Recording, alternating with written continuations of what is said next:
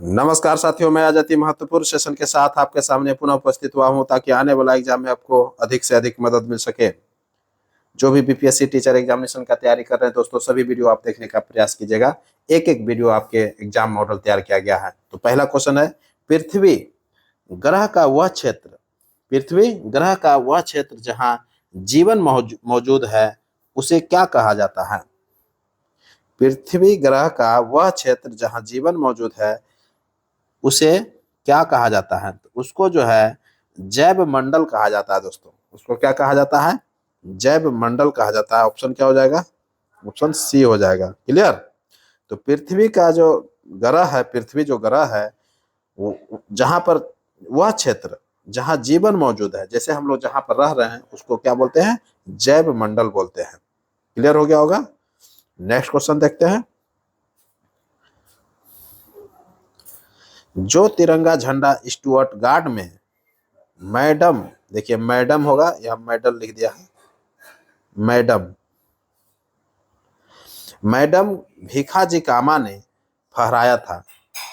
जो तिरंगा झंडा स्टुअर्ट गार्ड में मैडम भीखाजी कामा ने फहराया था उसे चोरी छिपे ब्रिटिश भारत में कौन लाया था? उसको चोरी छुपे जो स्टुअर्ट गार्ड से जो लाया गया था, भारत में कौन लाया था? तो इंदुलाल याग्निक ने लाया था। इंदुलाल याग्निक ने चोरी छुपे जो है ब्रिटिश भारत में लाया था। उस समय भारत पर किसका शासन चल रहा था? तो ब्रिटेन का चल रहा था, इसीलिए ब्रिटिश भारत कहा गया है। क्लियर? नेक्स्ट क्वेश्चन है, बैरम खान के पतन के तुरंत बाद बैरम खान के पतन के तुरंत बाद अकबर ने वकील के पद पर किसे नियुक्त किया? तो वकील के जो पद पर नियुक्त किया था, बैरम खान का जो पतन हो गया उसके बाद जो वकील के पद पर नियुक्त किया गया था वो मुनीम खान को किया गया था। किसको किया गया था? मुनीम खान को किया गया था। तो ऑप्शन क्या हो जाएगा? सी हो जाएगा। बैरम खान जो थे अकबर के संरक्षक भी थे, ये भी ध्यान में रखिएगा। जब इसका मृत्यु हो जाता है तो इसके स्थान पर वकील का जो पद रहता है तो उसको किसको नियुक्त करता है? मुनीम खान को करता है। ऑप्शन सी हो जाएगा। नेक्स्ट क्वेश्चन है, वह पहला सामयिक अध्यक्ष क्या है? वह पहला सामयिक अध्यक्ष अर्थात प्रोटेम स्पीकर इसको बोलते हैं। वह पहला सामयिक अध्यक्ष है जो इसको प्रोटेम स्पीकर बोलते हैं। कौन था? जिसे सर्वसम्मति से लोकसभा का अध्यक्ष निर्वाचित किया गया था। जिसको सर्वसम्मति से क्या किया गया था? लोकसभा का अध्यक्ष निर्वाचित किया गया था। तो सोमनाथ कौन थे? सोमनाथ चटर्जी थे। तो ऑप्शन क्या हो जाएगा? सोमनाथ चटर्जी हो जाएगा, क्योंकि इनको जो है यह जो पहला प्रोटेम स्पीकर था, ये अगर क्वेश्चन भी पूछेगा कि पहला प्रोटेम स्पीकर कौन था तो यही सोमनाथ चटर्जी थे। इनको सर्वसम्मति से जो है लोकसभा का अध्यक्ष भी चुन लिया गया था। क्लियर हो गया होगा? तो भर्तृहरि मेहताब का नाम सुने होंगे कि अभी जो 18वां जो लोकसभा चुनाव हुआ है इसमें प्रोटेम स्पीकर के पद पर जो चुनाव हुआ था, चुना था, किनको चुना था? तो भर्तृहरि मेहताब को चुना था। क्लियर? और जबकि अभी जो स्पीकर जो है, लोकसभा का जो अध्यक्ष है वो ओम बिरला है, ये भी ध्यान में रखिएगा। क्लियर? तो पहला प्रोटेम स्पीकर कौन था? सोमनाथ चटर्जी, जिनको लोकसभा का अध्यक्ष भी निर्वाचित किया गया था। नेक्स्ट क्वेश्चन है, अब प्रोटेम स्पीकर के बारे में तो जान ही रहे, जितने भी जो है प्रोटेम स्पीकर का काम होता है, जितना भी लोकसभा का सदस्य होता है सभी को शपथ दिलाना रहता है और उसका पोस्ट खत्म हो जाता है, पद खत्म हो जाता है, यही उनका काम है। तो नेक्स्ट क्वेश्चन है, दुनिया का सबसे लंबा प्राकृतिक समुद्री तट कॉक्स बाजार किस देश में है? कॉक्स बाजार किस देश में है? बहुत इंपॉर्टेंट क्वेश्चन है। दुनिया का सबसे लंबा प्राकृतिक समुद्री तट है जो कि कॉक्स बाजार के नाम से जाना जाता है, किस देश में है? तो ये बांग्लादेश में है। कॉक्स बाजार कहाँ है? बांग्लादेश में है, जो कि ये दुनिया का सबसे लंबा प्राकृतिक समुद्री तट है। दोस्तों बहुत इंपॉर्टेंट क्वेश्चन है। ये दुनिया का सबसे लंबा समुद्री क्या है? समुद्री तट है कॉक्स बाजार, जो कि बांग्लादेश में है। कॉक्स बाजार कहाँ है? बांग्लादेश में है। ऑप्शन ए हो जाएगा। नेक्स्ट क्वेश्चन है, हाल ही में ब्रज प्रहरी प्रणाली थी, खबरों में क्या था? हाल ही में ब्रज प्रहरी प्रणाली थी, खबरों में प्रचलित है। खबरों में क्या था? प्रचलित था। किससे संबंधित है? तो किससे संबंधित था ये? तो ये जो था किससे संबंधित था? एंटी ड्रोन सिस्टम था ये। क्या था? एंटी ड्रोन सिस्टम था। ऑप्शन क्या हो जाएगा? सी हो जाएगा। क्लियर हो गया होगा। तो हाल ही में ब्रज प्रहरी जो प्रणाली था वो क्या था जो कि चर्चा में रहा था? वो एंटी ड्रोन सिस्टम था। क्लियर? तो ऑप्शन सी हो जाएगा। नेक्स्ट क्वेश्चन, अंतर्राष्ट्रीय बालिका दिवस। अंतर्राष्ट्रीय बालिका दिवस कब मनाया जाता है? तो 11 अक्टूबर को अंतर्राष्ट्रीय बालिका दिवस मनाया जाता है। क्लियर? जबकि राष्ट्रीय बालिका दिवस जो है कब मनाया जाता है? इसका शुरुआत, राष्ट्रीय बालिका दिवस का शुरुआत 2008 को हुआ था। कब हुआ था? 2008 को हुआ था। क्लियर? तो अंतर्राष्ट्रीय बालिका दिवस कब मनाया जाता है? तो 11 अक्टूबर ऑप्शन मारिएगा। एक ऑप्शन ए हो जाएगा 11 अक्टूबर। भारत सरकार के महिला एवं बाल विकास मंत्रालय के द्वारा राष्ट्रीय बालिका दिवस जो मनाया जाता है वो 2008 से मनाया जा रहा है। ये भी ध्यान में रखिएगा। कब मनाया जा रहा है? तो 24 जनवरी को मनाया जाता है। कब मनाया जाता है? 24 जनवरी को राष्ट्रीय बालिका दिवस के रूप में मनाया जाता है और इसकी शुरुआत जो है 2008 में हुआ था। क्लियर? तो किसने किया था? भारत सरकार के महिला एवं बाल विकास मंत्रालय के द्वारा शुरू किया गया था। राष्ट्रीय बालिका दिवस कब मनाया जाता है? 24 जनवरी को। अंतर्राष्ट्रीय बालिका दिवस कब मनाया जाता है? 11 अक्टूबर को। क्लियर? नेक्स्ट क्वेश्चन है, प्रथम संगम साहित्य का अध्यक्ष कौन था? प्रथम संगम साहित्य का अध्यक्ष कौन था? तो प्रथम जो संगम साहित्य का अध्यक्ष था वो कौन था? तो अगस्त्य थे। अगस्त्य थे। ऑप्शन सी हो जाएगा। प्रथम संगम साहित्य का अध्यक्ष कौन था? अगस्त्य थे। ऑप्शन सी हो जाएगा। नेक्स्ट क्वेश्चन, भारत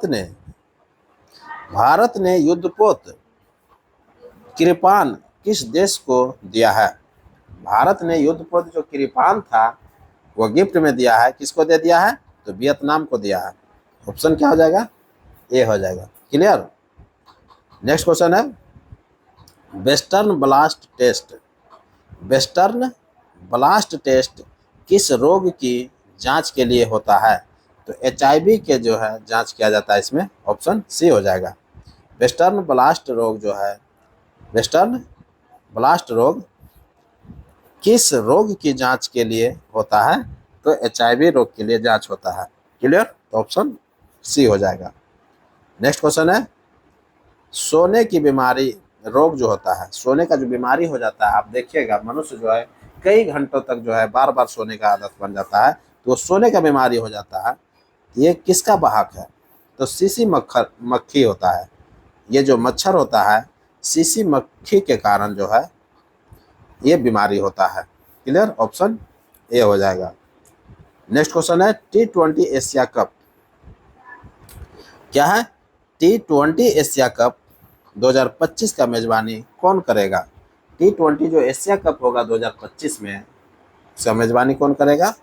तो भारत करेगा। ऑप्शन ए हो जाएगा। क्लियर? नेक्स्ट क्वेश्चन है, हाल ही में कहाँ विश्व का सबसे बड़ा हीरा मिला है? हाल ही में जो है विश्व का सबसे बड़ा हीरा मिला है और वो कहाँ मिला है? बहुत इंपॉर्टेंट क्वेश्चन है दोस्तों। तो विश्व का सबसे बड़ा जो हीरा मिला है वो बोत्सवाना में मिला है। कहाँ मिला है? बोत्सवाना में मिला है। ऑप्शन ए हो जाएगा। कालाहारी मरुस्थल जो है यही बोत्सवाना में ही है, ये भी ध्यान में रखिएगा। नेक्स्ट क्वेश्चन, हाल ही में किस राज्य सरकार ने संस्कृत विद्यालयों के सभी छात्रों को छात्रवृत्ति देने की घोषणा कर दिया है? हाल ही में वह कौन सा राज्य सरकार है जो कि संस्कृत विद्यालय के सभी छात्र को क्या किया है? छात्रवृत्ति देने की घोषणा कर दिया है। ये उत्तर प्रदेश क्या है? ऑप्शन ए हो जाएगा। जितना भी संस्कृत विद्यालय है उसमें जितने छात्र हैं उनको छात्रवृत्ति देने का घोषणा कर दिया है। क्लियर? नेक्स्ट क्वेश्चन है, हाल ही में किस राज्य में लव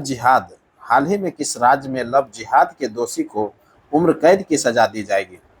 हाल ही में जो है वह कौन सा राज्य सरकार कानून पास कर दिया है जो कि लव जिहाद का जो दोषी होगा उसको उम्र कैद की सजा दी जाएगी। तो ये असम सरकार क्या है? कौन क्या है? असम सरकार। तो ऑप्शन ए हो जाएगा। नेक्स्ट क्वेश्चन है, हाल ही में, देखिए हाल ही में यहाँ छूट गया है, लिख लीजिएगा आप लोग। हाल ही में चर्चा में रहा, हाल ही में किस राज्य को जीवन दान पुरस्कार मिला है? हाल ही में किस राज्य को क्या मिला है? जीवन दान पुरस्कार मिला है।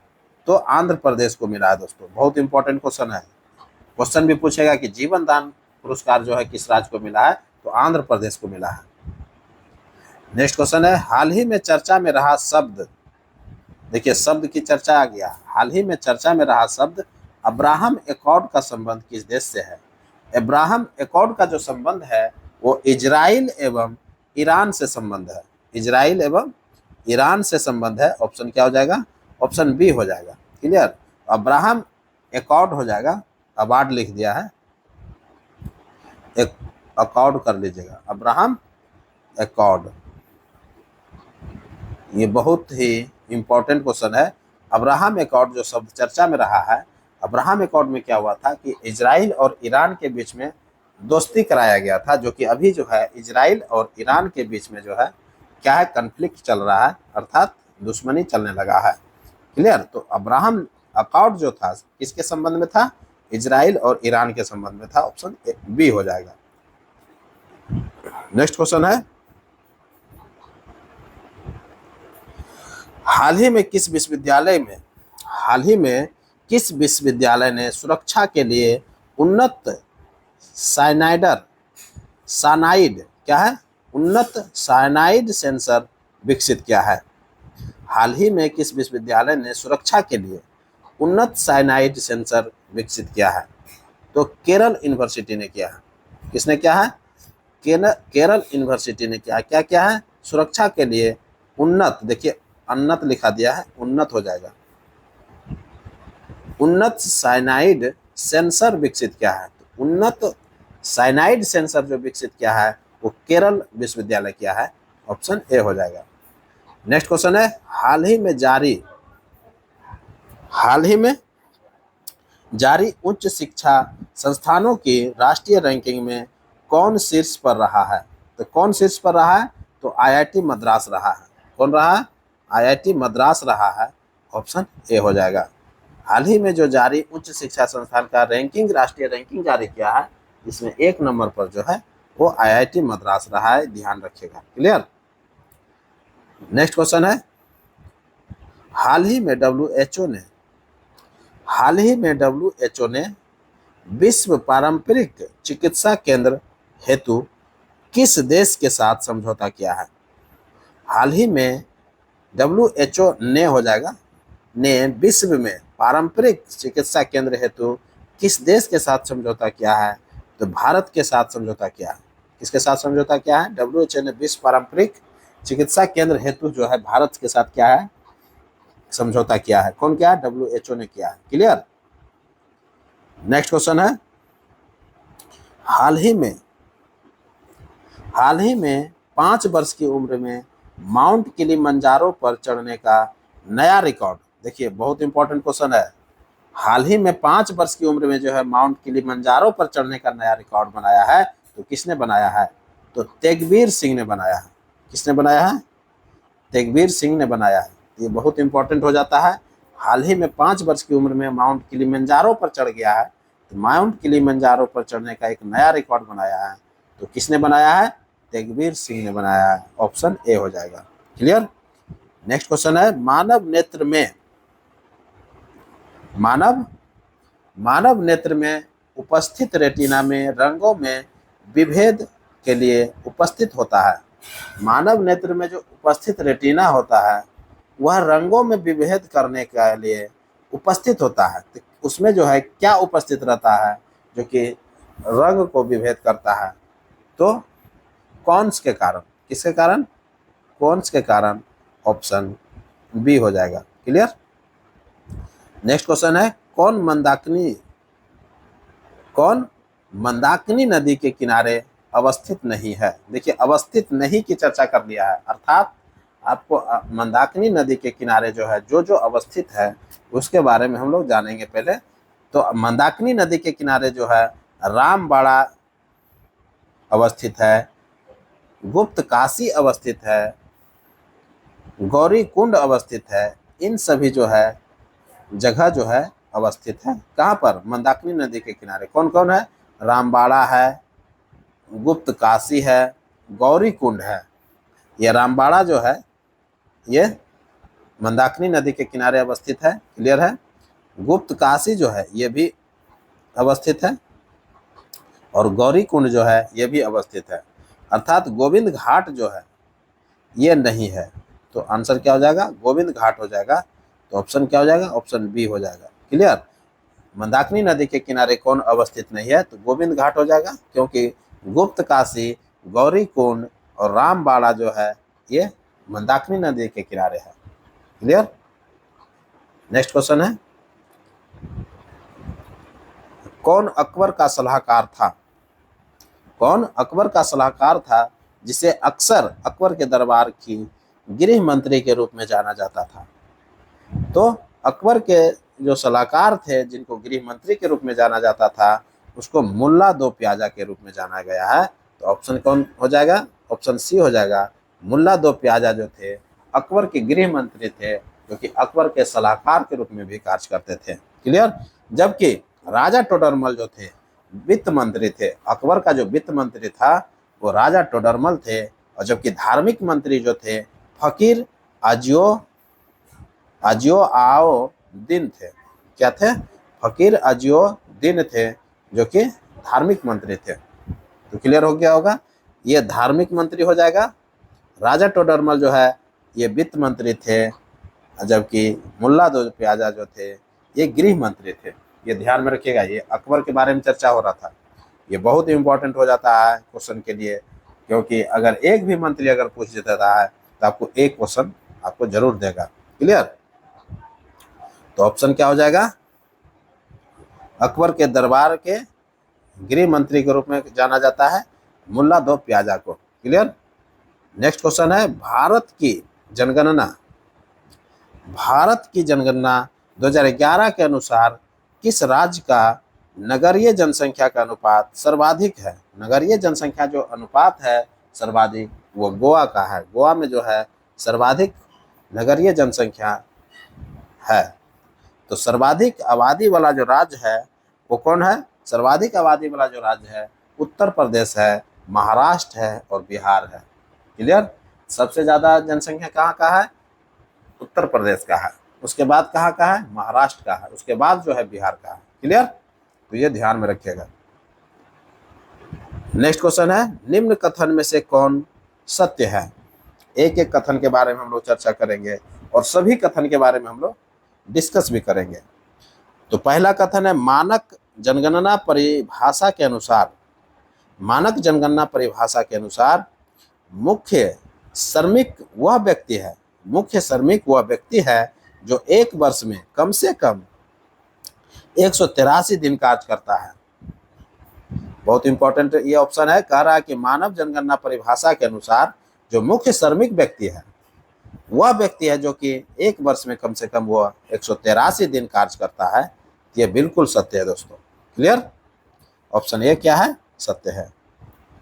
दूसरा है ऑप्शन, भारतीय जनसंख्या का 68.8% ग्रामीण क्षेत्रों में निवास करता है। भारतीय जनसंख्या का जो है 68.8% ग्रामीण क्षेत्रों में निवास करता है। यह बिल्कुल सत्य है, क्लियर। भारत में कुल प्रजनन दर 2.1 से 2.9 तक है। भारत में कुल प्रजनन दर जो है 2.1 से 2.9 तक है। ये सभी 2011 जनगणना पर आधारित है। यह बिल्कुल जो है सत्य है दोस्तों, क्लियर। ये भारत में जो कुल प्रजनन दर है वो 2.1 से लेकर के 2.9 तक है, क्लियर। अर्थात एवरेज जो अगर निकालिएगा तो 2.5 बच्चे जो है प्रजनन दर है, क्लियर। तो ये तीनों कथन जो है सत्य है। उपयुक्त में से एक से अधिक आंसर हो जाएगा। ये सभी जो कथन थे 2011 जनगणना पर आधारित था, क्लियर। नेक्स्ट क्वेश्चन देखते हैं। 34वां क्या क्वेश्चन है? 34वां ग्रीष्मकालीन ओलंपिक खेल का आयोजन कहाँ किया जाएगा? 34वां जो ग्रीष्मकालीन ओलंपिक खेल होगा उसका आयोजन कहाँ किया जाएगा? तो लॉस एंजल्स में किया जाएगा दोस्तों। लॉस एंजल्स कहाँ पड़ता है? लॉस एंजल्स कहाँ से पड़ता है? ये अमेरिका में पड़ता है। तो 34वां जो ग्रीष्मकालीन ओलंपिक होगा वो लॉस एंजल्स में होगा, क्योंकि 33वां जो ग्रीष्मकालीन ओलंपिक हुआ था वो पेरिस में हुआ था, फ्रांस पेरिस में हुआ था। 33वां ओलंपिक जो कि हाल ही में संपन्न हुआ है 2024 में। अब जो होगा 34वां ग्रीष्मकालीन ओलंपिक 2028 में होगा, जो चूंकि 4 साल के बाद अंतराल पर होता है। ये लॉस एंजल्स में होगा, अमेरिका में होगा। क्लियर। तो नेक्स्ट क्वेश्चन की ओर बढ़ते हैं। अंतिम मौर्य सम्राट बृहद्रथ की हत्या कर किसने शुंग वंश की स्थापना 185 ईसा पूर्व में की गई थी? शुंग वंश की स्थापना जो है पुष्यमित्र शुंग ने किया था, और अंतिम मौर्य सम्राट बृहद्रथ की हत्या करके किया था। आंसर क्या हो जाएगा? पुष्यमित्र शुंग हो जाएगा। क्लियर। पुष्यमित्र शुंग को मिनांडर ने हराया था, यह भी ध्यान में रखिएगा। पुष्यमित्र शुंग जो थे अंतिम मौर्य सम्राट बृहद्रथ की हत्या करके मगध पर जो है एक नए वंश का स्थापना किया था, जिसको शुंग वंश का स्थापना कहते हैं, जो कि 185 ईसा पूर्व में किया था। क्लियर। तो पुष्यमित्र शुंग ने क्या था? पुष्यमित्र शुंग को मिनांडर ने हराया था, यह भी ध्यान में रखिएगा। नेक्स्ट क्वेश्चन है, निम्न कथन में से कौन कथन सत्य है? असत्य की चर्चा करना है। निम्न कथन में से कौन सा कथन असत्य है? एक एक करके हम लोग कथन देखेंगे और असत्य की पहचान करेंगे। क्या है? तो पहला कथन है शक संवत का प्रारंभ कनिष्क ने किया था। 78 ईस्वी में क्या था? शक संवत का जो प्रारंभ किया था वो किसने किया था? शक संवत का जो प्रारंभ किया था, एक विक्रम संवत होता है, एक शक संवत होता है। क्लियर। तो शक संवत का प्रारंभ कनिष्क ने किया था। कब किया था? तो 78 ईस्वी में किया था, ये भी ध्यान में रखिएगा। कब क्या था? 78 ईस्वी में क्या था, ये बिल्कुल सत्य है। दूसरा है भरहुत स्तूप का निर्माण पुष्यमित्र शुंग ने किया था, बिल्कुल सत्य है। भरहुत स्तूप का निर्माण जो है पुष्यमित्र शुंग ने किया था। तीसरा है रबड़ का सबसे सर्वाधिक उत्पादक देश जो है थाईलैंड है, यह भी सत्य है। ये तीनों कथन सत्य है। तो प्रयुक्त में से ये तीनों कथन सत्य हो गया, तो असत्य का खोज जो है नहीं मिल पाया, तो नन ऑफ क्या हो जाएगा? नन ऑफ दिस हो जाएगा। तो प्रयुक्त में से कोई नहीं हो जाएगा। क्लियर। नेक्स्ट क्वेश्चन है, भारत में स्थित एक बायो रिजर्व है। भारत में स्थित एक क्या है? बायो रिजर्व है, जो यूनेस्को विश्व विरासत स्थल भी है। वह कौन है? तो सुंदरबन का डेल्टा है। ये बायो रिजर्व है, भारत में स्थित एक बायो रिजर्व है सुंदरबन का डेल्टा, जो कि यूनेस्को विश्व विरासत स्थल में भी शामिल है। ऑप्शन बी हो जाएगा। नेक्स्ट क्वेश्चन है, भारत सरकार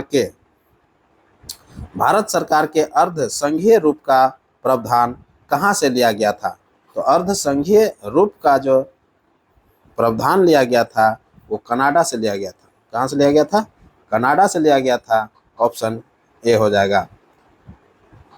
नेक्स्ट क्वेश्चन है, सर्वप्रथम क्या है? सर्वप्रथम लोक निर्माण विभाग की स्थापना किसने किया था? तो फिरोज शाह तुगलक ने किया था।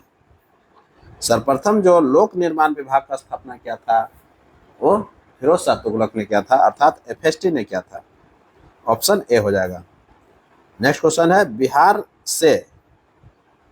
बिहार से उड़ीसा कब अलग हुआ? तो बिहार से जो उड़ीसा अलग हुआ 1936 ईस्वी में हुआ था। ऑप्शन क्या हो जाएगा? ऑप्शन ए हो जाएगा। क्लियर। और बिहार से जो झारखंड अलग हुआ वो 2000 में अलग हुआ था, ये भी ध्यान में रखिएगा। तो इसी के साथ अब इजाज़त दीजिए, पुनः एक नए वीडियो के साथ आपके सामने उपस्थित होऊंगा। तब तक के लिए पढ़िए, और नेक्स्ट वीडियो का इंतजार कीजिए। नमस्कार, जय हिंद।